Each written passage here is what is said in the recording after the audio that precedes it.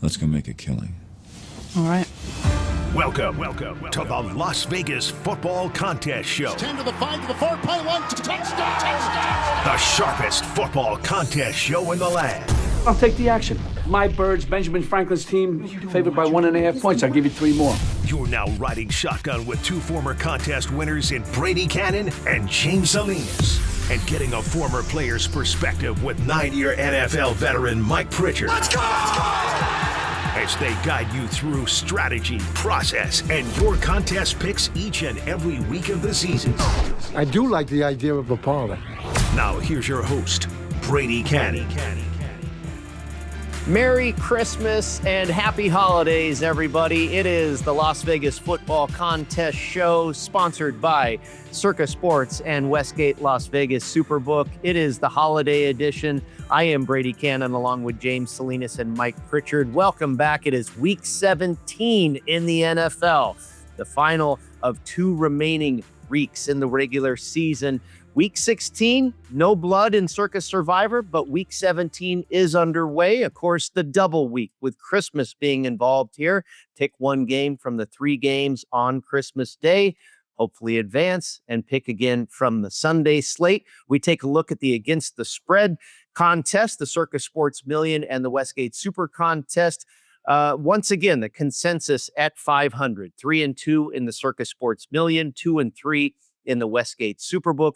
We went 2-3 here on the Las Vegas Football Contest Show, and our chances of cashing are slim and none at this point. We had to gamble last week, and it didn't work out. A decent week at 2-3, but probably needed at least a 4-1 or better to be relevant at this point in the season. So we play out the string here and go through all the games like we always do. I mentioned no blood in week 16 in Circa Survivor.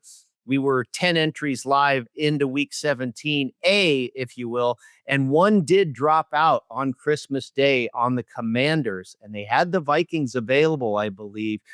5 entries on the Cowboys. They move on successfully. 4 entries on the Vikings. They move on successfully with their upset of the Detroit Lions. Season sweep for the Minnesota Vikings over the Detroit Lions, and the 1 entry on the Commanders goes by the wayside. So 9 entries now left in Circa Survivor, and they will have to pick from this Saturday and Sunday slate.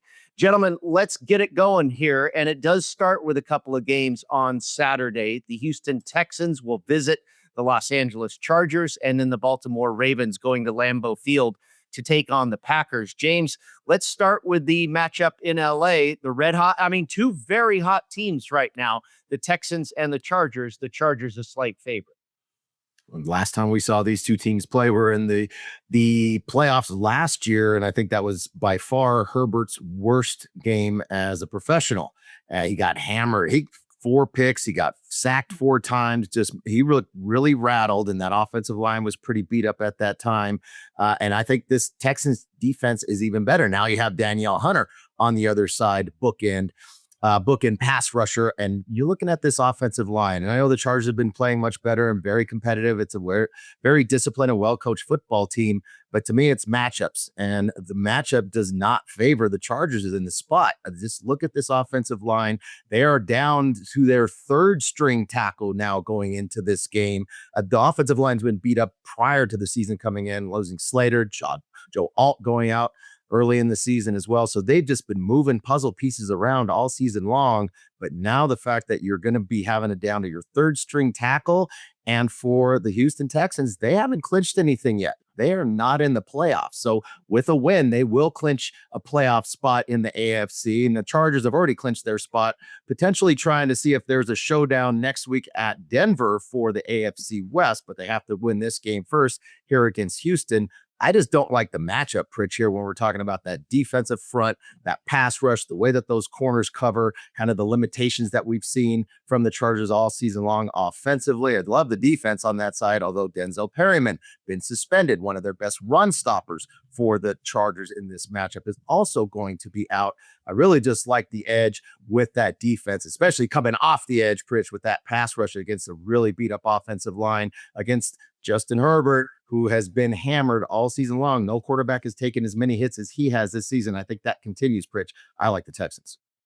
Yeah, it's interesting because last week the Raiders have the worst offensive line in all of football, but yet they ran for 145 yards against the Houston Texans, right? And that was a tight game there. Now that could have been one of those situations where you're not going to get up for this because you're playing the Raiders. But the Raiders also did some things that were unique, and I don't know if the Texans were prepared for. And I wonder, now that we're in December football, how much can the Chargers get to in terms of their playbook and trying to be unique and expose some of the weaknesses of that defense? I mean, they both teams like to get after it, as you guys know, from a physicality standpoint.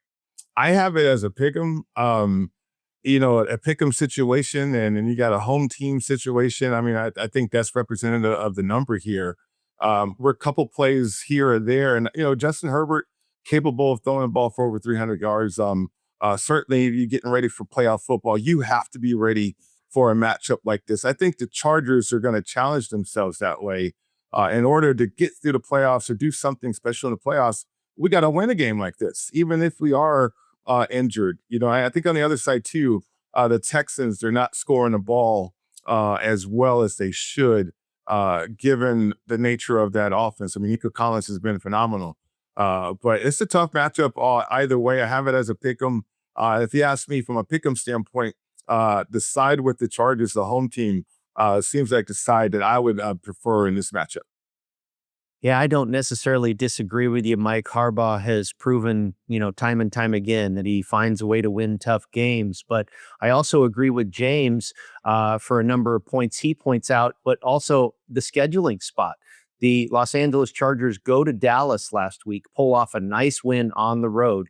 Now they come back home against a very tough Texans defense. And next week they have the Denver Broncos on deck, as you touched on, James. So I think this is a tough little spot here in between. We'll see if we get to that one on our card. Mike, let's go to Lambeau Field, the second game on the Saturday card. And this is a big one.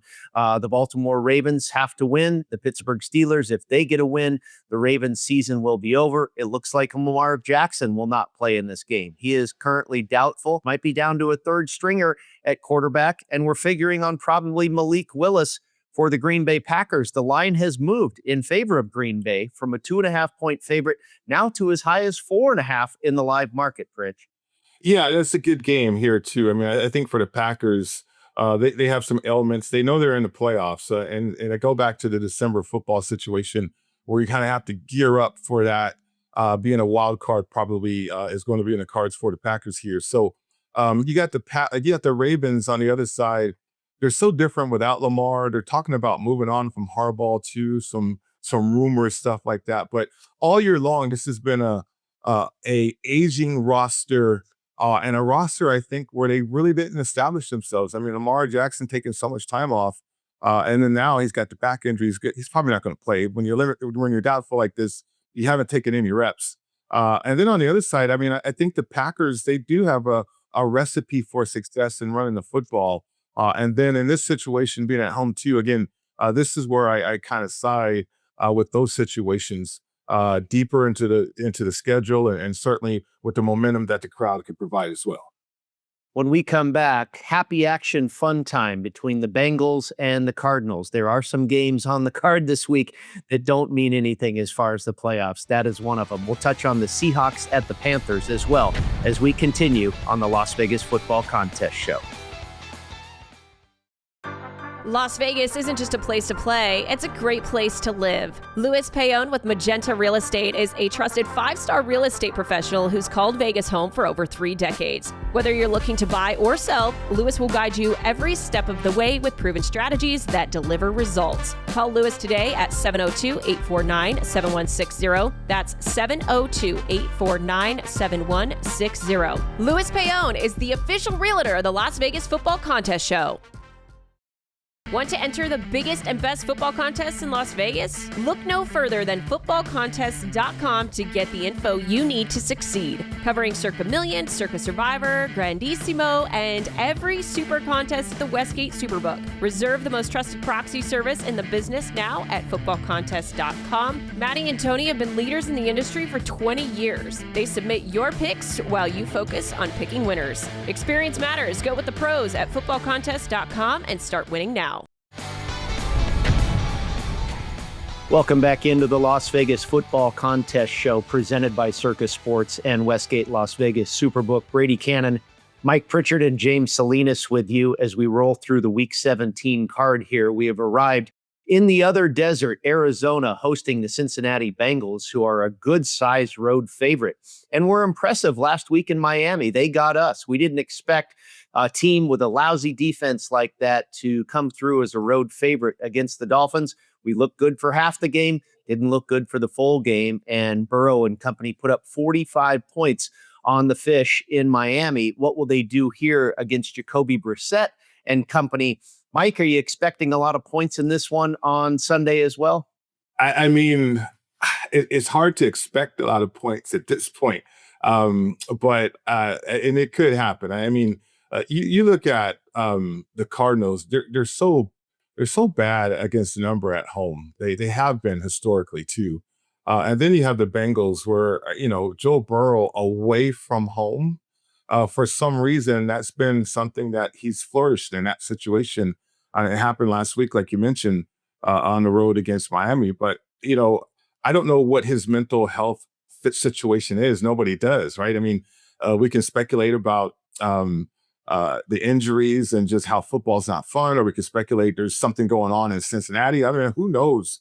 But when the guy gets away from Cincinnati, he's different for some reason. And maybe that's the elixir for the Bengals there.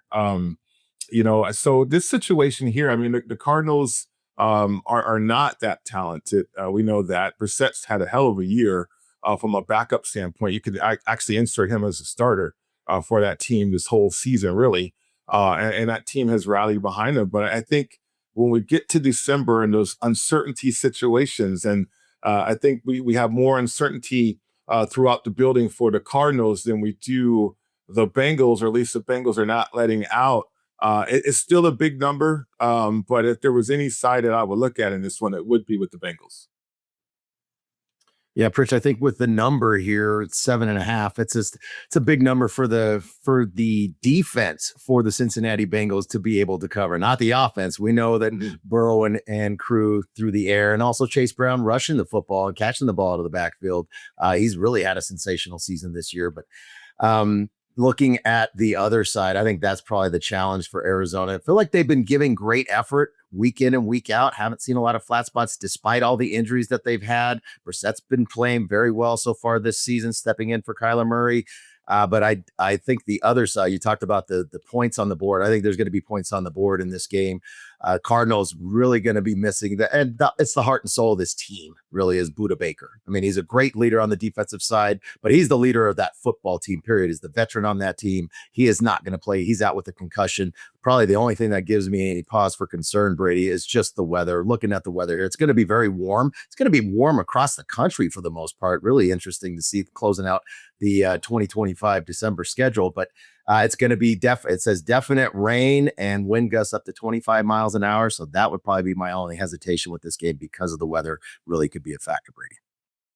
Well, let's take a look at the weather in Carolina. The Panthers hosting the Seattle Seahawks. And of course, the Carolina Panthers in a battle for that division. They come off of a win over their rival Tampa Bay Buccaneers, who they will play in the final week of the season. Could have all the marbles on the line there for that division. Seattle still in a fight with San Francisco and the Rams in the NFC West, laying 7 here on the road. What do you think about this situation, Mike?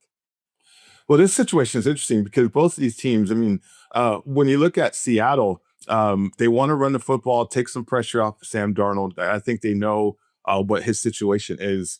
But after making mistakes, what do? I mean, it's like they rally behind this guy, and they're not into a game until they do. But that defense is supreme. They proved it all year long. You got the Panthers in a new situation, a Panthers team that perhaps could win that division. I mean, we've seen it time and time again with the NFC South. Who wants to win it? But it seems like everybody else loses it. Nobody really wins it. But they have been consistent from a running standpoint, from a physicality standpoint too, which you like. I just think that the Seattle Seahawks are just a superior team at this point. The only question now is that number, right? The number for the contest. you know me, from a teaser situation, it's all over it. I'm all over it. But from a contest standpoint, these two teams can match up again too pretty quickly if things kind of go awry as we get closer and closer to the playoffs, which will be very, very interesting though. But you got Canales, who earned his spot early through this organization, very familiar with the Seahawks a little bit. Same thing with from a GM standpoint. But I just think the roster for Seattle is so much better, James. And it's just, can we get the consensus on that number? They're 7 points in the contest. Well, think about where the Panthers have been playing as that home underdog. 10-1 against the spread over the last 2 years, 5-1 so far this season. Another big win last week as a outright win as the home underdog against the Bucs. And I think the Panthers, that was a huge game for them to see how do they stand up when actually you're supposed to, you have an opportunity to win the division. It's been a bad team for such a long time. We saw them really lay the egg a couple of weeks back in New Orleans when they had it on the line for them. Now in this case here, Panthers playing in that underdog role again, Brady. I think the 7 is kind of intriguing to take with the Panthers here, but with the opportunity on deck next week to play the Bucs to have to win that game again. Oh man, this is a tough spot. I think I'd probably lean Panthers taking the number just based on how well they've played as that home underdog. But Seattle's had some time to rest and come into this game pretty healthy in a matchup that Pritch said looking to try to get not only win that NFC West, but also potentially the number 1 seed. Yeah, Seattle's been very good on the road this year and been very good on the road back east as well. Mike, I'll go to you for the number 1 pick bowl, a dandy here in Las Vegas, the Raiders and the Giants. Wow, we've seen the favorite flip here. Raiders were a 1-point favorite. Now it's in favor of New York by a point. Brock Bowers, the all-pro tight end, goes on IR. What do you know about Las Vegas's chances this week? Slim and none, I think. I mean, the Raiders at home, it's going to be a bunch of Giants fans. I mean, there's a lot of New Yorkers in Vegas, as you know, Brady, and it's going to be very interesting. But I cannot rally with the Raiders at this point of the season. Yeah, I hear you loud and clear. More to come on the Las Vegas Football Contest show when we return. Looking for your next ultimate golf experience? Discover Bali High Golf Club, a tropical paradise on the Las Vegas Strip, featuring lush greenery, water features, Balinese tropical plants, white sand, and black volcanic rock, creating an enchanting atmosphere. Bali High creates a memorable golf experience for a typical foursome, a group celebrating a bachelor or bachelorette party, or your next corporate outing. It's award-winning golf on the Strip, Vegas style. Book your ultimate golf experience now at BaliHighGolfClub.com. So by the time we get to the Steelers and the Browns in Cleveland on Sunday, the game may be meaningless. If the Baltimore Ravens lose to the Packers on Saturday, the Steelers will have won the AFC North Division, and they could sit a lot of players. We've seen the line come down, James. It was 4 earlier in the week. Steelers are road favorite at Cleveland. Now in both contests, Pittsburgh is laying 3 points to the Browns. I kind of like the Browns in this spot here. They're getting 3, like you said, in both contests, and more so kind of it's correlated, right? These are the challenges when you're having to handicap NFL games this late into the season, especially when it comes to contests, right? We could sit here and wait till Sunday if we're just betting the games to find out the result of the Ravens, but in the contest, that game is going to be past due when it comes to the deadline to submit picks. So we're looking to play this game here, kind of have to kind of correlate that. And I do here with the Ravens. I think the Ravens lose on Saturday night at Green Bay, regardless of who the quarterback situation is here. I think the heart for the Ravens was kind of taken out of them last week on that Sunday night loss to the Patriots. And for the Browns, I mean, that we know what the rivalry is here. These two teams, it's a nasty rivalry. They do not like each other. Yeah, plenty of question marks with the offense for Cleveland, in particular the passing game. But I don't know if the passing game is going to be that impactful in either side. One, because of the weather. The weather is going to be nasty. We talked about the weather in Cincinnati, how it's going to be really rainy and windy. It's going to be warm, which is unseasonably uncharacteristic here for Cleveland this late in December. But it is going to be windy and it is going to be very rainy. So it's going to be another slow, sloppy track out there. Doesn't fit well for what we want to see in the passing game. And I think in particular for Pittsburgh. and the Steelers offense and Aaron Rodgers and no DK Metcalf. We know he's suspended now through the close of the regular season, Pritch, with his antics off the field or off the sideline, getting into the stands and getting into it with one of the Lions fans. Now with the Steelers, they may sit some folks based on what happens with that Ravens game. I like the Ravens to lose and the Pittsburgh Steelers to clinch the NFC North before they even have to step foot onto that sloppy field in Cleveland. Pritch, what say you? Well, you forgot the most important part, James, and that's Tomlin with another winning season. That's secured, right? That's secured with 9 wins. So, yeah, anything and everything can happen with the Steelers. They're an older roster too, and the win in the division, certainly you're not going to get that bye. But from an older roster standpoint, you're looking for rest whenever you can get it. Aaron Rodgers is interesting in how they're going to manage that. But 230 rushing yards against Detroit, where'd that come from for the Steelers, which was highly impressive. So, Shedeur Sanders and the Browns, I mean, he added some spark and some juice.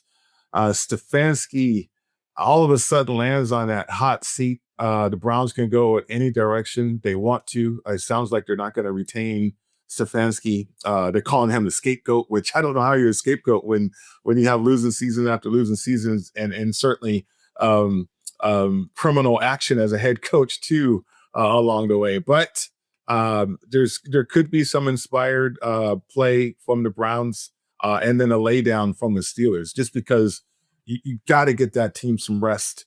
You got to find that load management down the stretch here if you're Tomlinson. So I think, I agree with that. I mean, I think the effort and certainly the desire to get this win probably on the side of the Browns. What about the Saints and the Titans, Mike? All of a sudden, a couple of hot teams. Preseason, we have figured both of these teams to be a couple of the worst in the NFL. That's still not off by too much, but the Saints have been hot. Titans have been showing up. New Orleans in the role of road favorite, laying 2.5 at Tennessee. That's tough, though, because I think Shuck, I hope that's his name, I pronounced it correctly, has been impressive, though, as a guy who you didn't think he was going to be the quarterback. Where is this guy from? What is he about? And so now, lo and behold, he's got more wins than Cam Ward and certainly Shedeur. So I think if Cam is listening to that, that could fire him up. He is a playmaker. He has grown now. It's just been that interim coach situation with McCoy, but maybe they've kind of ironed some wrinkles. And, defensively, you like what the Titans have and what they offer. The Saints on the road is tough for me to back a team in that division, even though they are on a roll and that quarterback is playing consistent football. If you're asking me about this game and from a contest, I don't know how popular it's going to be, but yeah, the Titans look like a clean side to me. All right, the battle of the state of Florida, the Tampa Bay Buccaneers go down to South Beach and take on the Miami Dolphins. The Quinn Ewers show continues. It wasn't a great show to watch last week in Week 16. We'll see if they can make it happen in Week 17. We'll get to that one. We'll also talk Circa Survivor down to the final 9 entries when we return on the Las Vegas Football Contest Show. Steiner's, a Nevada-style pub, invites you to play the best keno and video poker in Las Vegas. Promos are how we roll, so make the most of your gaming dollars with ongoing promotions, daily free play, bonuses, and more. With a chance to win Knights, Raiders, Aviators tickets, and big money with all those jackpots. It's not only great gaming at Steiner's, it's the 24 awesome rotating draft beers and the best appetizers to match. Steiner's, the Nevada-style pub, with 3 locations across the Vegas Valley. Steiner's, I love this place. Welcome back to the Las Vegas Football Contest Show, presented by Circa Sports and Westgate Las Vegas Superbook. Brady, Kannon, Mike Pritchard, and James Salinas with you. Check us out online for everything that you need about the show, our picks, our sponsors, where you can find it, YouTube, you name it. It's all at footballcontestshow.com. Guys, Circa Survivor down to the final 9 entries. We had 1 entry eliminated on Christmas Day with the Commanders losing that game to the Cowboys. The Cowboys and the Vikings saw the 9 entrants remaining advance here to Week 17B, if you will. Now you've got to take another game here from the Sunday or Saturday card. And I figure with as far as availability, The Cincinnati Bengals, just about every entry has them left available. They're a big favorite at home. I figured they will be a popular pick. The Tampa Bay Buccaneers, we talked about that one. The Battle of Florida, they're on the road at Miami. I believe it's 8 of the 9 entries still have Tampa Bay left. You have 1 entry with the Jaguars left. They're a big favorite. The Patriots, 4 entries have the Patriots left as they take on the Jets as a double-digit favorite. And then finally, a couple entries with the 49ers, Sunday Night Football against the Bears. Pritch, I'll start with you. I don't know. You want to put 19 million bucks on the line with the Bengals or the Bucks?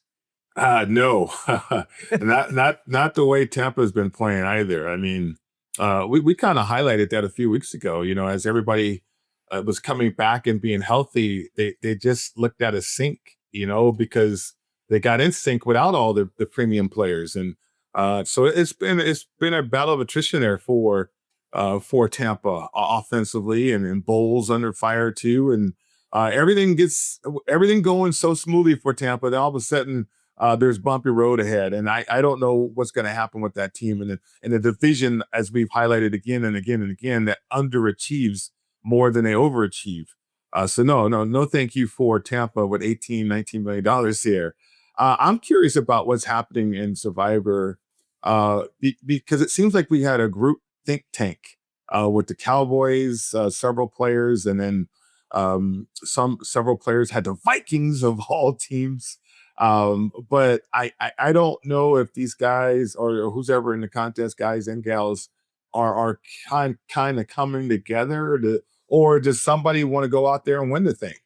Because not only this week, you got to look to next week, which gets really tricky, the final week, if you're actually trying to win this thing from an availability standpoint. Like you mentioned, New England, which would be highly attractive this week, certainly.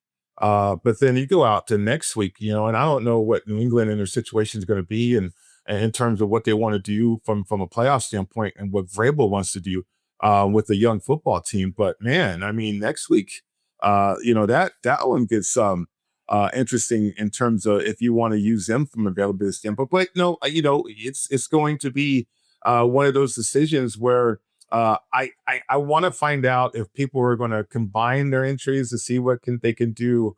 If there's some type of agreement, you can play Oppo if you do that, those kind of things. So down the stretch here, everything can happen with 18 million, which makes this contest even more exciting. But I think the strategy for this week has to involve that final week as well, just based on the fact that your availability is so limited right now out there, James. Well, Pritch and Brady, to your question, do you want to have, I don't want to have $19 million riding on anybody, for one. I mean, talk about the stress and the excitement, but also, I mean, sleepless nights that those remaining entries are having to go through. And that's part of what you got to earn it, right? You don't win $19 million without having to earn it and put some sweat equity on the line in a sense. But I think between those two games that you mentioned, whether it be the Bucks and Baker Mayfield, and Pritch, you've been saying it for the last few weeks with the Tampa Bay Buccaneers. When they came into the season, a lot of their top players were still on injured reserve. It's like, all right, they're going to start coming back as the season progresses.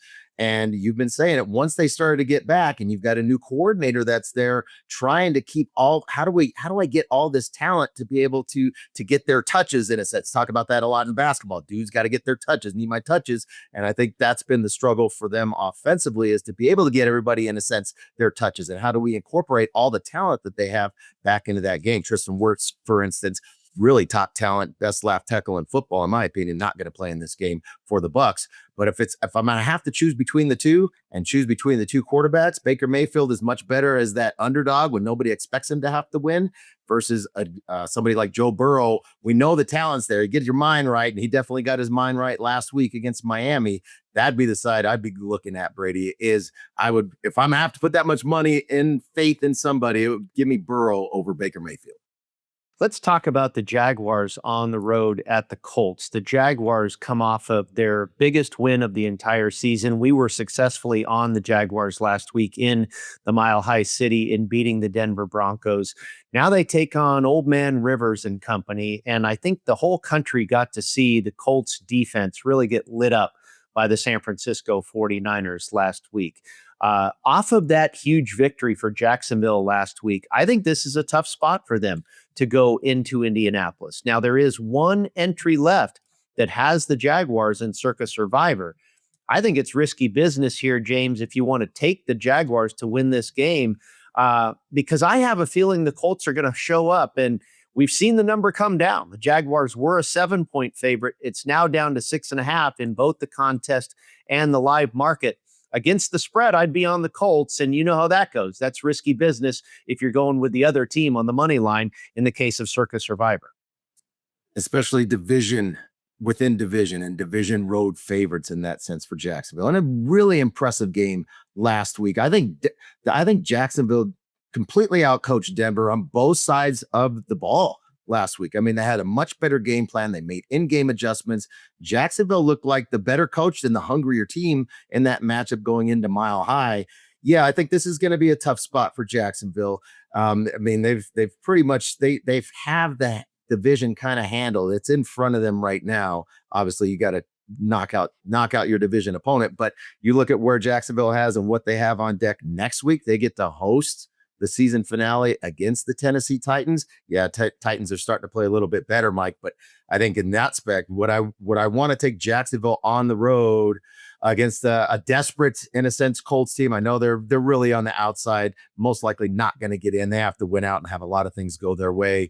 But I'd rather have Jacksonville next week in pocket, Pritch, than have to take them this week in the road favorite position on the road at Indy. Yeah, absolutely. I mean, they're different team at home, right? But even though they were impressive on the road against Denver, like you mentioned, in division, though, I agree, Brady. 3 points is where I go from a division standpoint. Things I like about Jacksonville all year is Devin Lloyd. He's in a contract year 2 situation too, so this guy's playing lights out. I think Trevor Lawrence is understanding what Cohen wants to do with this offense, and his distribution of the football keeps defenses off balance, and we saw that from San Francisco against the Colts last week too. Phillip Rivers calling the plays at the line of scrimmage. Him and Shane Steichen went back to his offense back in San Diego. It's a protection issue, though.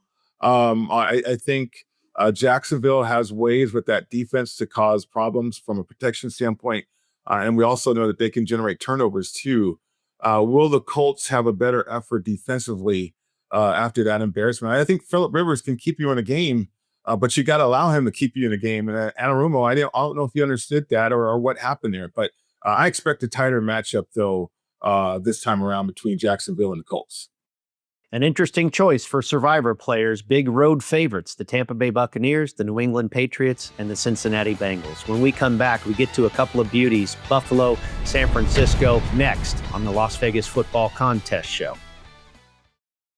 San Diego is home to Wolfpack Hospitality Restaurants, located in beautiful La Jolla. Stop by Cove House, Shore Rider, and Dough Mama Pizzeria on your next trip. Visit Cove House, a top 100 brunch in California, or Shore Rider, serving up margaritas, fish tacos, and a vibe that will make you feel like a regular in no time. For a slice of New York-style pizza with a California twist, it's Dough Mama Pizzeria, where the wings and pizza draw compliments from around the world. Go to wolfpackhospitality.com, and we will look forward to seeing you at Cove House, Shore Rider, and Dough Mama Pizzeria. When the football contest crew isn't busy dominating the field and making plays that leave opponents in the dust, they're doing something just as exciting. They're playing My Vegas Slots. It's a top-ranked, free-to-play mobile app that lets you earn valuable real-world rewards from amazing partners like MGM Grand, Bellagio, and Norwegian Cruise Line. You can score hotel stays, great meals, show tickets, and more just for playing. Download My Vegas Slots today from your favorite app store. And if you're anything like Brady, James, and Mike, we know you're going to love it. That's a winning play you won't want to miss. Okay, a big game in Orchard Park, and it was a part of our handicap last week. We were successfully on the Cleveland Browns, getting 10.5 points from the Buffalo Bills. They nearly won that game. They only lost by 3. They covered, but part of the handicap was what was on deck for the Buffalo Bills. We are here in Week 17, where they will host the world champs, the Philadelphia Eagles, and we've kind of seen this line going towards Philadelphia all week. They have clinched the division. Can they still get the number 1 seed? Well, it's an outside shot for sure. But 2 teams that certainly have Super Bowl aspirations ought to be a good one, James. The Bills as a 1-point favorite in the Super Contest and a pick'em ball game in the Circa Sports Million.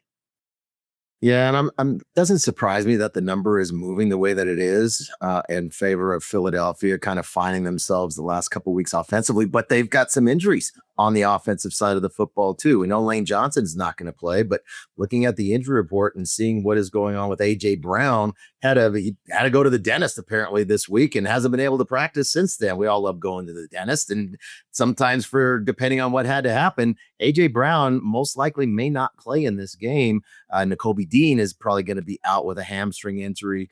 There's just some significant injuries for that side of the ball for the Philadelphia Eagles offensively. But the other side, I think, is what's concerning for me, Pritch, just looking where Buffalo is. We know Josh Allen suffered a foot injury during that game against Cleveland. He's most likely going to play, but this is a guy that needs his wheels under him. And now that, not that he's got a flat tire, but it's definitely not fully inflated. He's got an injury to that foot. The tight end position, neither of them has played or practiced this week. When you're talking about Dawson Knox, Dalton Kincaid, I think it's a clear mismatch with that secondary on the corners for Philadelphia being able to lock down those receivers for Buffalo.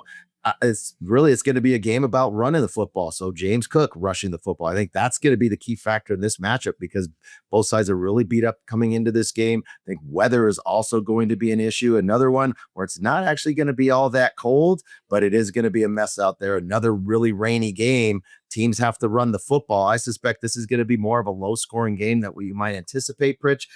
I don't really know where to go. I think this is a coin toss for me. I don't know which way the side that does it land, heads or tails. I don't know. I don't have a really good definitive handicap for this matchup. Yeah, looking for an edge too, James. I mean, both these teams. Think about this: Josh Allen, year 8, and I mean, it's flown by for that guy. And like you just mentioned, the numerous of injuries that he's had over his career, and now you're approaching the playoffs, and things get different. The Eagles, their offense is starting to go because Jalen Hurts is getting more involved with running the football and things like that. And so how much of a chance do you want to take with him? On the edge side, okay, defensively, in a running game, I think that travels for the Eagles, both of them. Whereas the Buffalo Bills, their defense, we know it's a finesse defense. They're not a team defensively that wants to get after you like Philly does. So maybe you can find an edge there, but then again, okay, that goes away because you're on the road. Who knows? It's a pick'em game. I side with the home team more times than not in pick'em games when they're evenly matched like this, but it's all about the quarterbacks. And do you want to put your quarterbacks in harm's way in this game when you're so close to the playoffs? I think coaches are starting to think about that too. So involve that in your handicap, if you will. Let's move to the San Francisco 49ers. This will be the Sunday night football game and should be a very good one against the Chicago Bears in Santa Clara at Levi's Stadium. The Niners are a 3.5-point favorite in the Circa Sports Million. They're a 3-point favorite in the Westgate SuperContest. The market is kind of in between. There are strong 3s out there, and there are a couple of 3.5s out there. I like the 49ers side, James. When this Bears club, they got off to such a hot start, turning the ball over on defense, and that led to a great deal of their success. We know offensively they don't have a lot of problems. They can rush the football. Caleb Williams can throw it.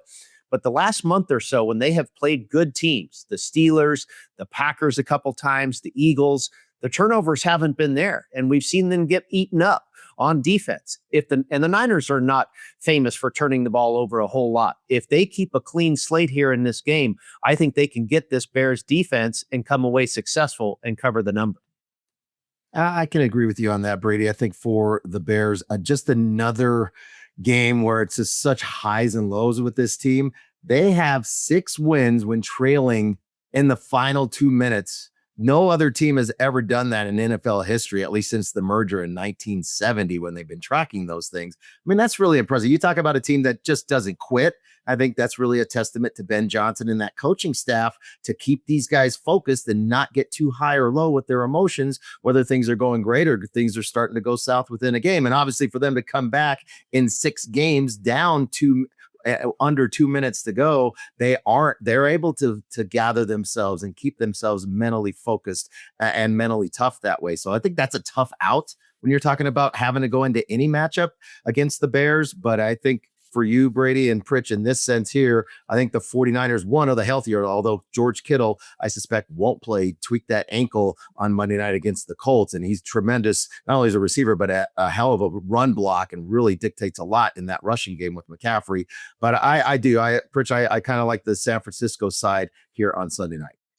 Yeah, I mean, we've highlighted this too in terms of how much offense they have and how many players they can get to throughout the roster. Now, Kittle's a big miss because the guy does so much with the angles with that zone blocking scheme. I mean, the double teams on a guard with the tight end are insane. Not a lot of teams can do that thing, those kind of things. And even though the running game hasn't been where they want it to be, it's starting to rev up, and you can see that. Purdy is seeing everything cleanly as well as a quarterback. They have a lot of offense, and they don't play from behind. They dictate. Because so many teams will go out there and just run their offense. Okay, we got to adjust to this, adjust that. No, 49ers, they dictate. And now that they've been dictating, that's going to be kind of hard to keep up with. As long as they bring their hats and put air in the helmet to match the physicality of the Bears and what they want to do running the football, they should be comfortable in this game. At home with the Chicago team. Surprising, but the 49ers not surprising at all where they are right now, with a chance to be home field and host that thing as they get closer and closer to the playoffs.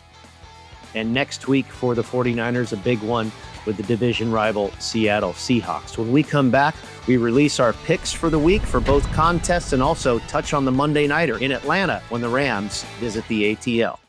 Want to gamble like the pros? At LasVegasAdvisor.com, you'll find the world's best how-to books, software, and strategy cards featuring blackjack, poker, video poker, and of course, sports betting, including the Stanford Wong Classic Sharp Sports Betting. Don't forget LVA's Member Rewards coupon book, offering discounts on dining and entertainment, including a buy one, get one for the awesome lobster buffet at the Palms, and more than $700 in gambling-free play, match play, and bonus offers. Up your gambling game today at LasVegasAdvisor.com.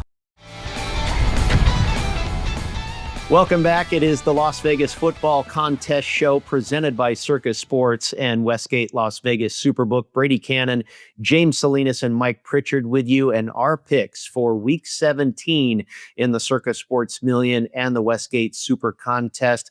We are not completely out of the money, but it is slim and none at this point. So we're going with the 5 games that we feel the best about, not necessarily trying to go contrarian and swerve and this type of thing. We're just trying to put points on the board. Hopefully a couple of 5-0 weeks, and who knows, maybe we'll get in there. We're going to go with the Packers laying 3 points, probably a popular pick. It's up to 4 or 4.5 in the live market. We'll take the Packers in both contests. We'll also take the Cleveland Browns in both contests. Who knows where this number goes if Pittsburgh is able to clinch the division before they even get to this game with a Ravens loss. We'll take the Houston Texans getting 2 points in the Super Contest. We left them off the card in the Circa, but we'll take Houston at Los Angeles getting 2. We'll take the Panthers getting the full 7, the full touchdown at home hosting Seattle. We'll take that one in both contests. We'll also take the 49ers in both contests. They're -3 at home on Sunday night against the Bears in the Super Contest. And we'll go ahead and lay the hook as well. At this point, we've got to do things that aren't necessarily standard practice, but laying 3.5 with the 49ers in the Circa Sports Million as well. And for our 5th play in the Circa Contest, we'll take the Tennessee Titans as a 2.5-point home dog, the New Orleans Saints, in the role of road favorite. Pritch, one more game left to cover here that we did not touch upon, and that, of course, is your former team, the Atlanta Falcons, who have really become a no-fly zone team for us on this show. We don't do anything regarding the Falcons. When we bet on them, they lose. When we bet against them, they win. Here they are as an 8 or 8.5-point dog at home with the Rams coming to town. Yeah, a lot of points right there. I mean, both of these teams are identical offensively in philosophy and what they want to do. You think about Raheem Morris and his coaching staff, primarily, certainly from the Rams. And so they're identical, really. You think about Landman, who used to be with the Falcons and now with the Rams, and has made a difference over there. So from a schematic standpoint, I don't know where the edge is. I mean, McVay's definitely, to me, is a better play caller than what the Falcons have. But Bijan Robinson, I mean, the guy is amazing. Leads the league in rushing, I believe, in the NFC for sure. But I don't know if the Falcons can stick with that, right? Which they probably need to do against this Rams football team. That Rams defense is lights out. I think with a chance to be a number 1 seed, I mean, that's still in the cards for them. They got to right the ship too, though. I mean, the Rams stumbling a little bit at times, and certainly that game against Seattle was interesting. But no, this is a team that wants to rev it up for the playoffs, and I believe they're going to show up and show out.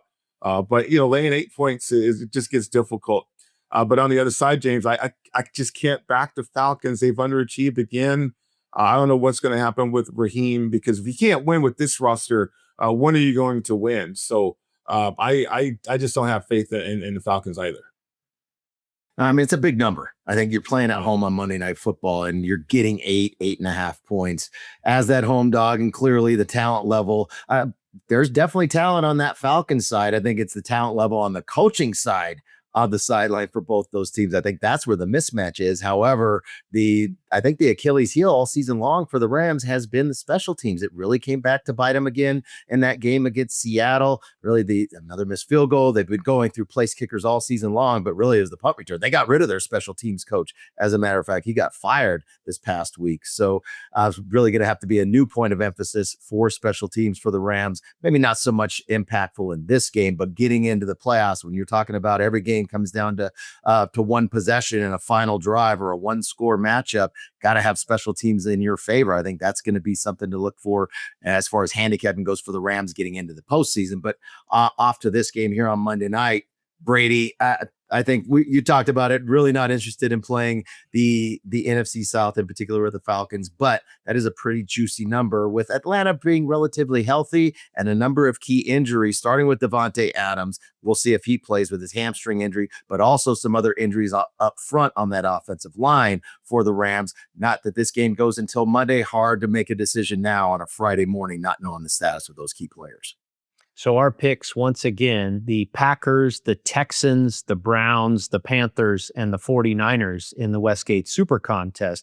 The Packers, the Browns, the Titans, the Panthers, and the 49ers in the Circa Sports Million. That will do it for us here in Week 17. When we come back next week, it's going to be year 2026. Have a great holiday season, everybody. Happy New Year, and we'll see you next week right here on the Las Vegas Football Contest Show.